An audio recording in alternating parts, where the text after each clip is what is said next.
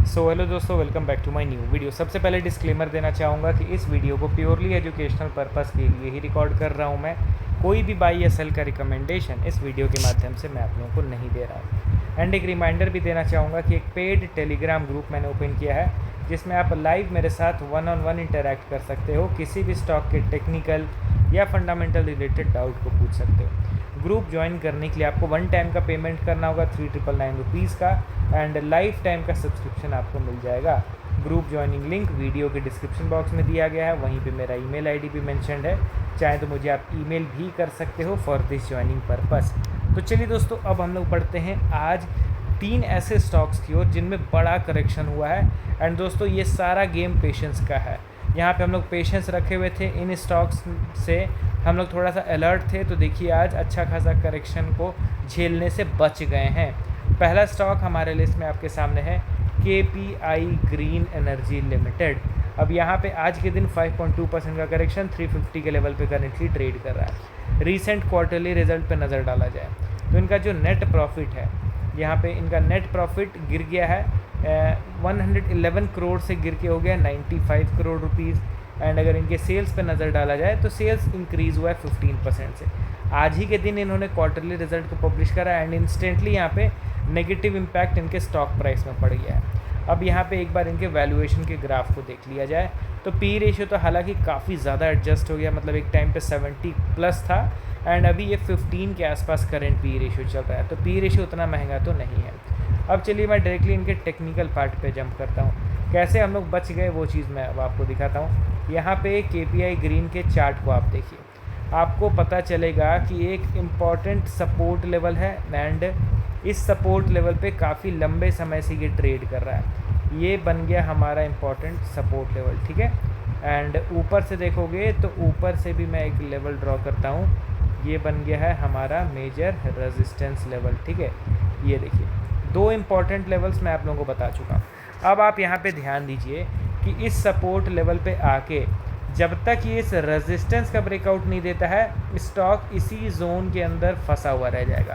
एक जोन है ये जहाँ पे नीचे का सपोर्ट बना हुआ है, ऊपर का हमारा एक रेजिस्टेंस बना हुआ है। इन्हीं दोनों लेवल्स के बीच में ये ट्रेड करता रहेगा एंड जब इस सपोर्ट रेजिस्टेंस का ब्रेकआउट देगा तब एक अच्छा खासा तेज़ी हम लोग एक्सपेक्ट करेंगे।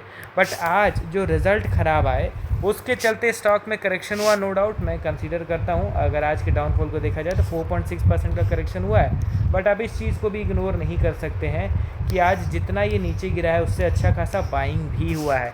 ये इंट्राडे का चार्ट मैंने ओपन करा है 5 मिनट के टाइम फ्रेम में। आप देखिए स्टॉक यहाँ से नीचे गिरा, नीचे तो गिर गया पर बट लोअर लेवल से डिसेंट रिकवरी भी तो हुआ है। तो इस रिकवरी को कैसे हम लोग नज़रअंदाज कर सकते हैं, ये भी तो मानना पड़ेगा कि नहीं भाई, बाइंग भी अच्छा खासा हुआ है। प्लस ये स्टॉक अभी अपने इंपॉर्टेंट सपोर्ट पे करेंटली ट्रेड कर रहा है ना, इसीलिए आपको इस तरीके का बाइंग देखने को मिल गया। ये देखिए दोस्तों, ये सपोर्ट पे ट्रेड कर रहा है, तो रिजल्ट आए हैं, रिजल्ट के बाद स्टॉक में सेलिंग हुआ है, बट स्टिल मैं इसको नेगेटिव कंसीडर नहीं करूँगा।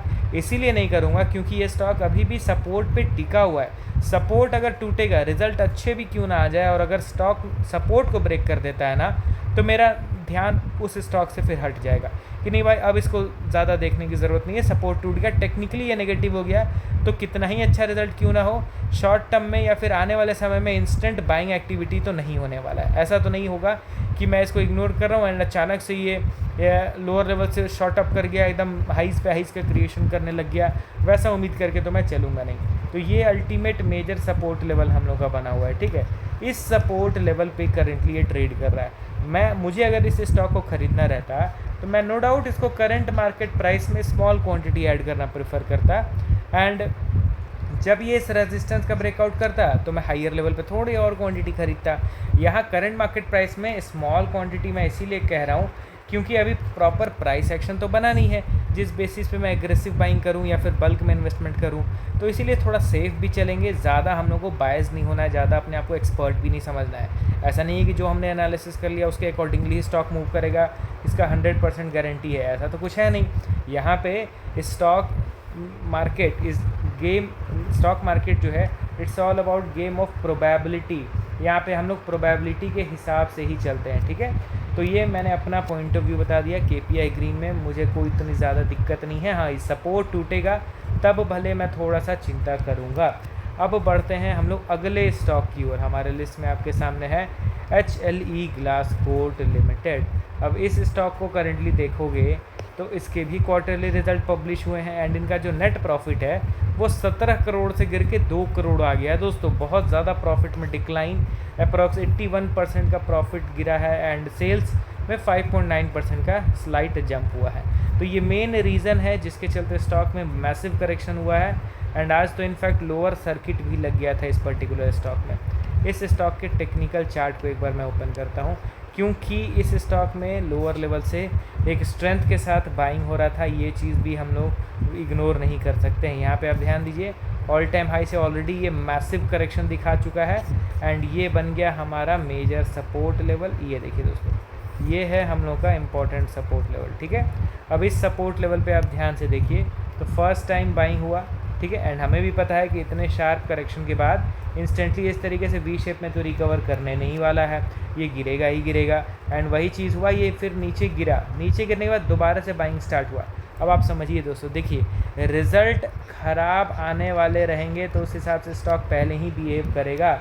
अब यहाँ पे रिज़ल्ट थोड़े से डिसअपॉइंटमेंट वाले आ सकते थे या कुछ भी, इसीलिए इस रेजिस्टेंस का ब्रेकआउट नहीं हुआ। देखिए अगर रेजिस्टेंस का ब्रेकआउट होता है ना तो ये एक्सट्रीम बुलिश पैटर्न क्रिएट हो जाता है। बट बुलिश पैटर्न कब क्रिएट होता है? जब बायर्स हाईली ऑप्टिमिस्टिक रहते हैं किसी स्टॉक को लेके, उनके फ्यूचर रिजल्ट्स को लेके बहुत ज़्यादा कॉन्फिडेंट रहते हैं, ऑप्टिमिस्टिक रहते हैं, तभी जाके किसी मेजर रेजिस्टेंस का ब्रेकआउट होता है एंड एक प्रॉपर बुलिश चार्ट पैटर्न बनता है।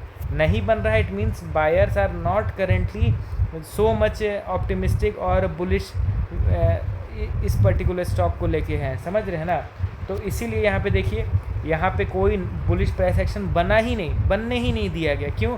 क्योंकि बायर्स उतने ज़्यादा ऑप्टिमिस्टिक नहीं थे। तो एट द एंड अगर ये नीचे गिर के इस सपोर्ट को ब्रेक करके न्यू लो का भी क्रिएशन करता है तो हमें ज़्यादा डरने की ज़रूरत नहीं है, ज़्यादा चौंकने की ज़रूरत नहीं है, क्योंकि यहाँ पे इसने ट्रैप नहीं करा है किसी लोगों को।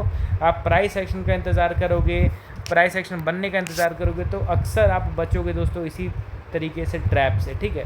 अगला और लास्ट स्टॉक हमारे लिस्ट में आइडिया फोर्ज लिमिटेड। इस स्टॉक से मैं कई बार कह रहा था आप लोगों को कि मेजर रेजिस्टेंस पे आ गया है, थोड़ा सा यहाँ पे हमें सतर्क रहने की ज़रूरत है। ये देखे हुए तो ये एक रेजिस्टेंस लेवल हमारा बनाया हुआ था एंड इस रेजिस्टेंस पे फ्लो में स्टॉक ऊपर गया है, मतलब कि ये 380 के लेवल से बढ़ता बढ़ता 1000 के आसपास चला गया था, ठीक है।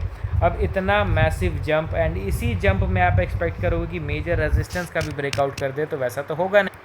एंड एट द एंड देखो तो इस रेजिस्टेंस पे अच्छा कंसोलिडेट कर रहा है। मैं एकदम न्यूट्रल पॉइंट ऑफ व्यू लेके चल रहा हूँ। अगर इस रेजिस्टेंस से सेलिंग आता है तो मैं उम्मीद करूंगा कि ये फिर डायरेक्टली आएगा 600 के लेवल पे। तो अभी के लिए न्यूट्रल माइंडसेट रखना है, करेक्शन हो रहा है, होने दीजिए। यहाँ पे बायस व्यू रखेंगे तो अल्टीमेटली हम ही लोग ट्रैप होंगे, क्योंकि कहीं ना कहीं अभी भी पीक लेवल पे ही ट्रेड कर रहा है एंड पीक लेवल पे गलत डिसीजन लेने पे, एग्रेसिव डिसीजन लेने से बहुत बार बड़े बड़े लॉसेस का भी सामना करना पड़ जाता है। तो चलिए मिलता हूँ नेक्स्ट वीडियो के साथ। 3 स्टॉक्स के रिगार्डिंग हम लोगों ने शेयर करा, जिसमें सिर्फ एक KPI ग्रीन में थोड़ा सा मुझे अभी रिलैक्स फील हो रहा है कि नहीं, उतना ज़्यादा बेरिश नहीं हुआ है। But HLE Glascoat and idea forge तो देखोगे तो थोड़ा यहाँ पे अलर्ट रहने की ज़रूरत है।